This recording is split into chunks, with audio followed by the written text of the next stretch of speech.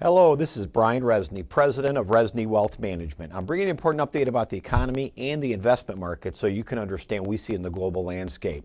You know, as I've talked over the last few months in 2015, the economy in the U.S. continues to improve slowly. We have a nice uptrend in the U.S. economy, not only in GDP growth, but actually earnings. Now, I will say one sore spot in the U.S. economy this year will be oil. And really for corporations and earnings of the S&P 500. Oil represents about 10% of the S&P earnings, and those have brought down some of the earnings numbers on the S&P for a full year. But that's a small segment. Of course, other areas of the U.S. economy will benefit from obviously lower oil, which is you, the consumer, which is 70%. We're seeing a little bit of traction over in Europe, where their economy is getting just a little bit better from their quantitative easing.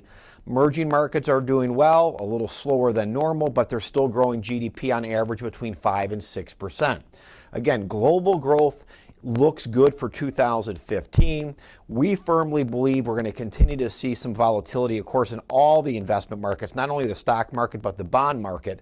And as I've talked for a number of quarters is interest rates appear to be bottoming in the U.S., and we're starting to see that uptick. And in fact, some of our indicators are showing that interest rates will slowly move up in 2015. Not a lot, very slow, but that's ultimately going to hurt long-term bond investors, utilities, publicly traded REITs, investments that are traded somewhat like bonds, and those would be the ones that I mentioned earlier.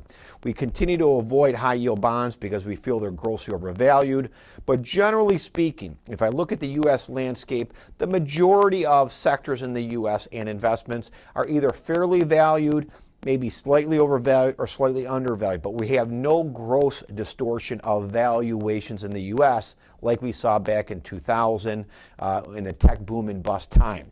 We anticipate some pretty good returns in 2015.